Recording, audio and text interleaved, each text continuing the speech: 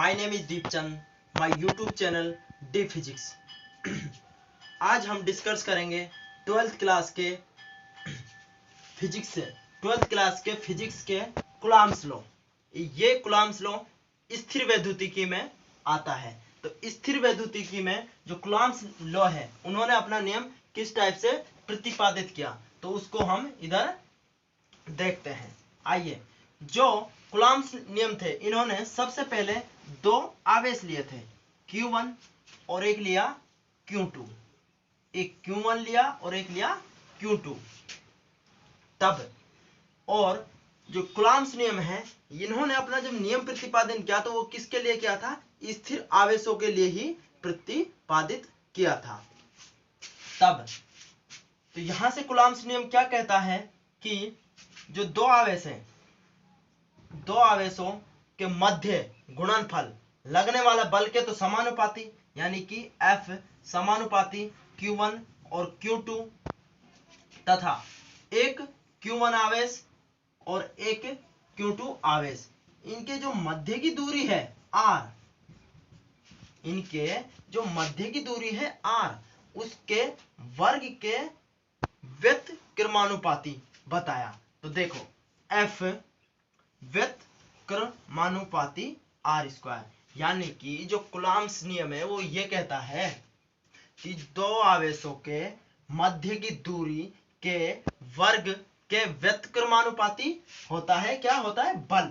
और इससे इस बात की पुष्टि होती है कि जैसे जैसे आवेश, यानी कि आवेश की जो डिस्टेंस है उसको अपन बढ़ा दिया जाए, यानी कि डिस्टेंस जैसे बढ़ रही है वैसे वैसे जो नियम है, वैसे वैसे जो बल है उसका मान क्या होता है? इंक्रीज डिक्रीज होता है, यानी घटता है।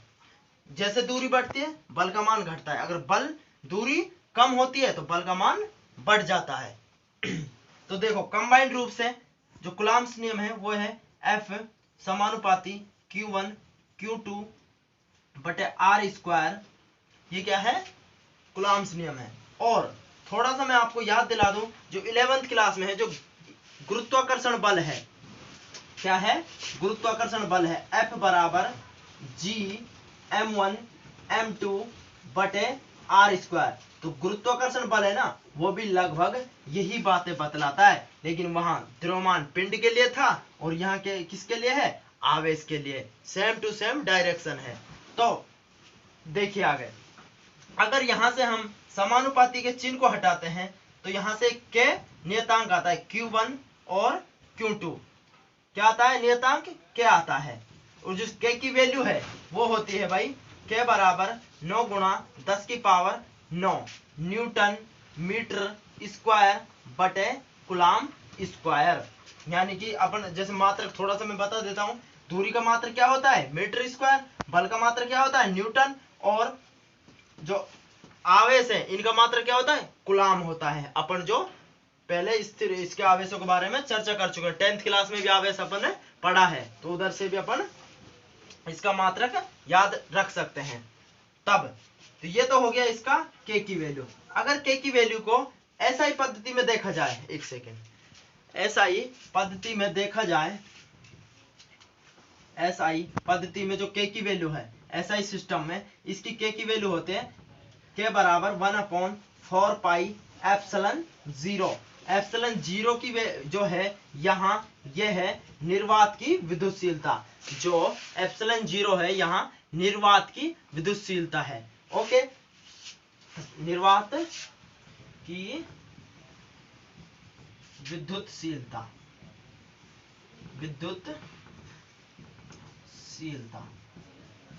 तब। तो इस टाइप से हमारा जो कूलॉम्स नियम है वो क्या है? संपूर्ण होता है। तो मेनली एक बार मैं दोबारा से रिवीजन कर देता हूं कि कूलॉम्स नियम क्या कहता है। कूलॉम्स नियम ये कहता है कि दो स्थिर आवेश है, क्या है? दो स्थिर आवेश है, उनके मध्य के गुणनफल, यानी जो स्थिर आवेशों के जो मध्य गुणनफल है, जो बल लग रहा है बल के तो समानुपाती, और जो उनकी डिस्टेंस है, चार्जेस की जो डिस्टेंस है उसके क्या होता है? व्युत्क्रमानुपाती होता है। यही क्या है? कूलॉम्स लॉ है। क्या है? कूलॉम्स नियम है। तो कूलॉम्स नियम के ऊपर एक हम न्यूमेरिकल या एक सवाल देखते हैं कि उसको किस टाइप से कर सकते हैं कुलाम्स नियम को। दो मतलब कि दो चार्जों के मध्य बल निकालते हैं। तो क्वेश्चन ये है, क्वेश्चन कह रहा है, क्वेश्चन में हमको मान लेते हैं कि Q1 की वैल्यू क्या दे रखी है 2 सेंटीमीटर 2 कुलाम, और Q2 की वैल्यू है 4 कुलाम। क्या है 4। और जो डिस्टेंस है यानी कि एक Q1 है और एक Q2 है, इनकी जो डिस्टेंस है वो क्या है, कितनी है 4 सेंटीमीटर। कितनी है 4 सेंटीमीटर। तो इसमें Q1 की वैल्यू गिवन है और Q2 की वैल्यू गिवन है। तो इसमें हमको K की वैल्यू और है, जो नियतांक था ना कुलाम्स लॉ में, तो उसकी वैल्यू है 9 गुणे में 10 की पावर 9 न्यूटन मीटर स्क्वायर बटे कुलाम स्क्वायर। तब कुलाम्स नियम से क्या है, कुलाम्स नियम से देखिए, तो F बराबर K Q1 Q2 बटे R स्क्वायर। यहाँ सिंपल सा इजी वे में कर सकते हैं, अपन को सबकी वैल्यू गिवन है। देखिए K की वैल्यू क्या है 9 गुणा 10 की पावर 9 मल्टीपल Q1 की वैल्यू क्या है 2 और Q2 की वैल्यू क्या है 4 बटे डिस्टेंस कितनी है 4 का स्क्वायर। तब इसको सोल्व करेंगे, देखो इससे ये कैंसिल हो गया, तो यहां से आ जाएगा 9 यानी कि 18 मल्टीपल 10 की पावर 9 बाय 4, इससे ये कैंसिल हो जाएगा 9 बाय 2। तो ये आ जाएगा अपन का अपने यहाँ फाइनली आंसर ये आ जाएगा F बराबर 9 मल्टीपल 10 की पावर 9 बटे 2 न्यूटन। तो इस टाइप से अपना एक न्यूमेरिकल भी इस पे क्या हो जाता है, क्लियर हो जाता है। तो ये क्या है, कुलाम्स नियम था। सो गाइस, अगर आपको ये वीडियो पसंद आई है तो आप इसको लाइक एंड सब्सक्राइब करना ना भूलें।